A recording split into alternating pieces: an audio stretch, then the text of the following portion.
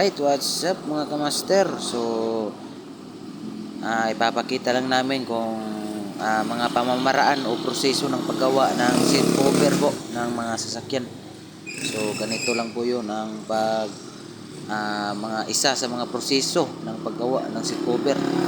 So, ginugupit lang po natin yan mga kamaster para mamaya ay gagawin at bubuuhin na yung seat cover. So, ganyan lang po. Isa po yun sa mga proseso o pamamaraan ng paggawa ng seat cover.